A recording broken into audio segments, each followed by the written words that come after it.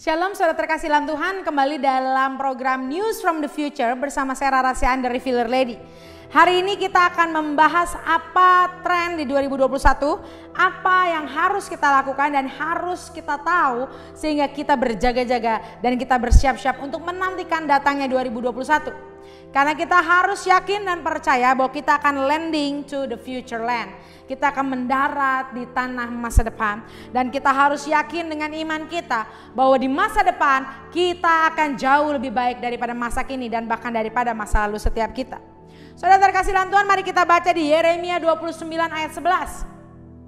Sebab aku mengetahui rancangan-rancangan yang aku rancangkan atasmu, firman Yahweh, rancangan damai sejahtera dan bukan rancangan kecelakaan, untuk memberikan kepadamu masa depan dan pengharapan. Saudara terkasih dalam Tuhan, dengan jelas firman Tuhan katakan bahwa Tuhan tidak pernah merancangkan kecelakaan buat setiap kita. Tuhan tidak pernah untuk membuat anak-anak Tuhan jadi hopeless, anak-anak Tuhan tidak bangkit lagi, anak-anak Tuhan kehilangan semangatnya. No, itu bukan rencana Tuhan.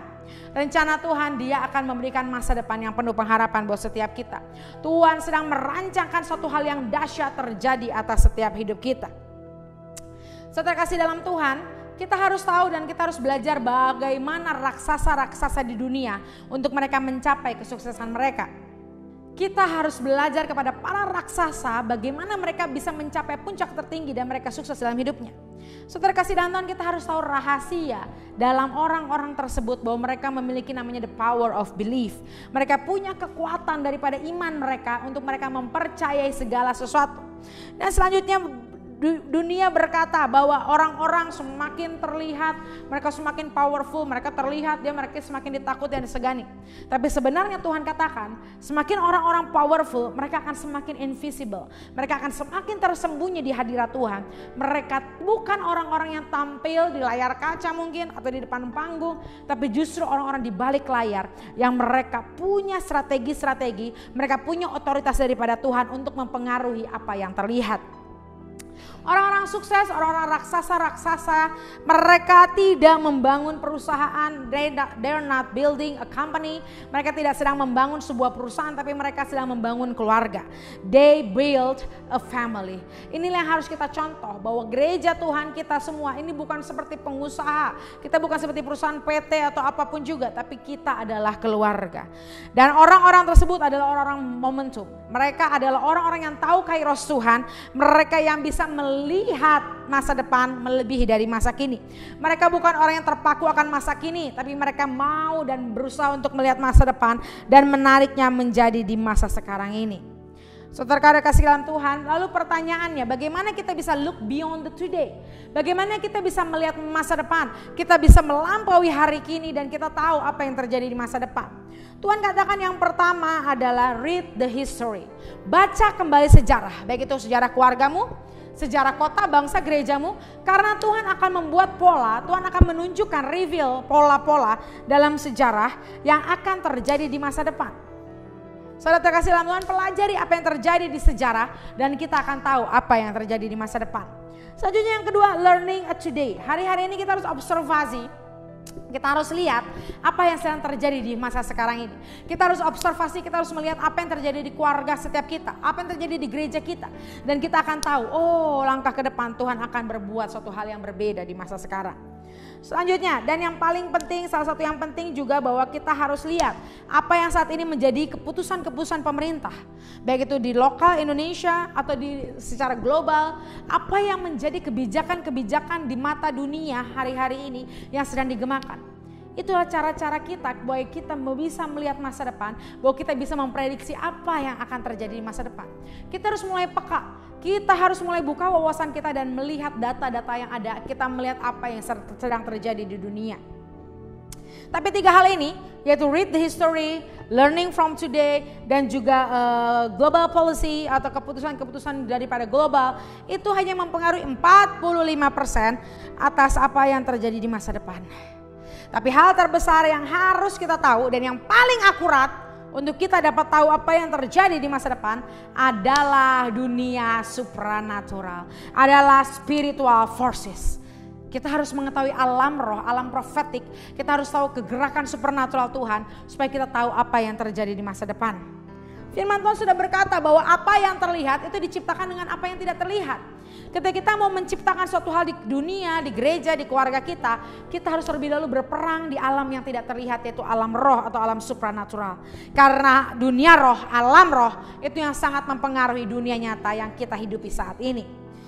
Spiritual activity untuk memprediksi masa depan kita bisa tahu dari spiritual calendar, kita lihat dari kalender spiritual, kita lihat dari spiritual touring, spiritual amulet dan prophecy.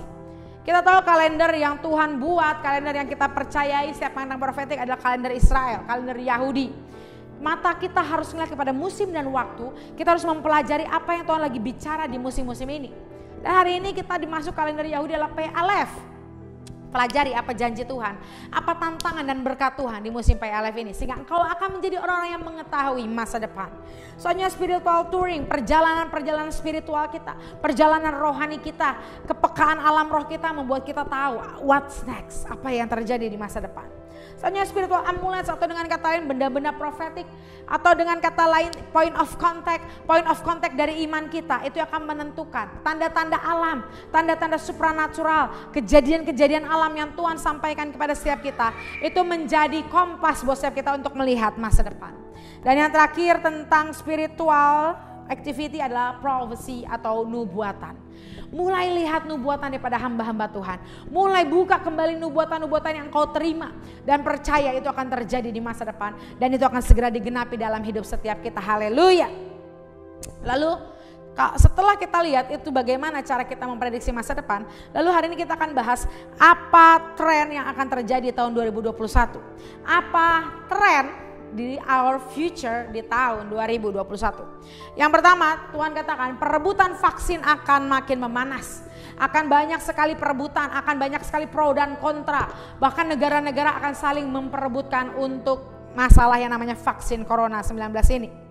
Oleh karena itu berhati-hati, berwaspada dan berjaga-jaga selalu. Minta kepekaan, minta daripada hikmat daripada Roh Kudus dalam kita menghadapi setiap peristiwa tersebut. Selanjutnya Tuhan katakan di 2021 akan ada pemulihan ekonomi yang beragam pada setiap negara. Ada yang beragam artinya ada yang ekonomi mikro, ekonomi makronya dipulihkan. Ada yang melalui pertambangan, ada yang melalui pertanian. Banyak bidang-bidang yang akan Tuhan bangkitkan di 2021 dengan hal yang kita gak pernah duga-duga. Dan setiap negara akan memiliki pola yang berbeda-beda. Tapi Tuhan akan mulai membangkitkan perekonomian di setiap negara-negara. Selanjutnya yang ketiga, ketegangan antara Amerika Serikat dan Cina akan makin menjadi. Akan banyak bersih tegang, akan banyak bentrokan antara Amerika Serikat dan China. Selanjutnya, perusahaan garis depan menjadi fokus dunia yang didukung negara masing-masing. Perusahaan garis depan menjadi mata dunia sedang menuju kepada setiap perusahaan-perusahaan yang berdiri di garis depan. Perusahaan-perusahaan yang langsung berjumpa dengan orang, perusahaan-perusahaan yang hari ini terus berkembang. Dan itu akan menjadi fokus dunia dan akan makin didukung oleh negara masing-masing. Selanjutnya yang kelima, hari-hari ini bahwa akan banyak hal-hal yang tidak sampai ke titik maksimum. Tahun acara publik tidak sampai ke maksimum. Hari-hari ini acara-acara publik, acara-acara pemerintahan, sosial tidak akan sampai ke dalam yang namanya titik maksimum. Karena hari-hari ini akan banyak sekali hambatan atau banyak sekali pergolakan yang terjadi. Sehingga kita harus berdoa biar hanya agenda Tuhan yang jadi. Dan ada terobosan demi terobosan, mujizat demi mujizat di dalam nama Yesus. Selanjutnya pariwisata internasional akan masih terhambat. 2021 bersiap-siap dan terus waspada karena pariwisata akan masih terhambat 2021. Tetap berdoa sehingga Tuhan dapat memulihkan segala sesuatu. Tuhan akan segera ubah setiap keadaan setiap kita. Haleluya. Selanjutnya pengangguran akan semakin tidak tertahankan. Gaji akan semakin dipertanyakan. Gaji ASN akan semakin dipertanyakan. Let's pray Bapak Ibu Saudara kasih dalam Tuhan, biar kita berdoa ketika pengangguran bertambah tinggi, banyak orang-orang berjumpa dengan Tuhan, mereka dipulihkan, bahkan orang-orang akan mulai membuka usahanya, orang-orang akan mulai bangkit dan menjadi pemenang di dalam nama Yesus. Dan selanjutnya yang terakhir 8 tren di 2021 adalah era digital atau era di mana online itu akan semakin berkembang dengan pesat.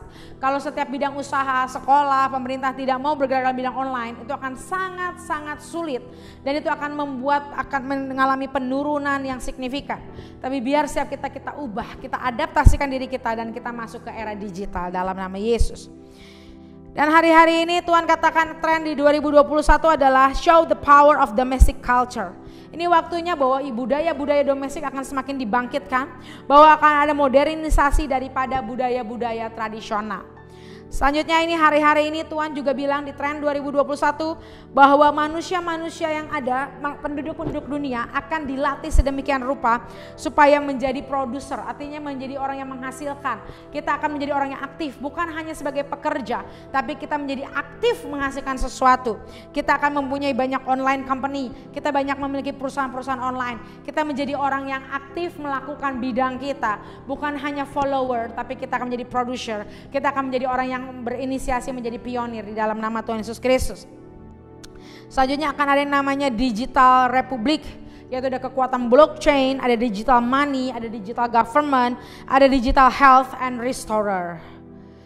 Selanjutnya juga ke depannya kita tahu bahwa ada rencana-rencana bahwa setiap kita tahun 2021 itu yang harus kita doakan, kita gumuli sama-sama bersama Tuhan Yesus. Supaya setiap kita gereja Tuhan, kita keluarga demi keluarga, kita perusahaan demi perusahaan, kita tidak tertinggal. Tapi kita berjalan maju menuju ke gerakan Roh Kudus. Kita maju bersama Tuhan Yesus, jangan pernah menyerah. Ayo 2021 kita menjadi pemenang, lebih dari pemenang di dalam nama Tuhan Yesus. Haleluya. Demikian saudara terkasih dalam Tuhan, saya percaya ketika hal ini dirilis, dilepaskan buat setiap kita, roh kita akan menangkap jalan kita menjadi bangkit dan kita terus melekat bersama Tuhan Yesus. Kita semakin erat berhubungan dengan Tuhan Yesus dan kita dan keluarga kita akan mengalami terus naik tidak turun, menjadi kepala bukan ekor di dalam nama Tuhan Yesus Kristus. Mari bersiap-siap selama bulan Desember ini, persiapkan diri kita sehingga kita finish strong dan finish well di tahun 2020 dan kita masuk 2021 dengan penuh pengharapan, dengan penuh perkenanan, dengan penuh kekuatan daripada Tuhan di dalam nama Tuhan Yesus. Setiap kita yang percaya, kita sama-sama katakan amin. Akhir kata, saya Rara Syah dari Revealer Lady mengakhiri video ini dengan satu kata, tuntas.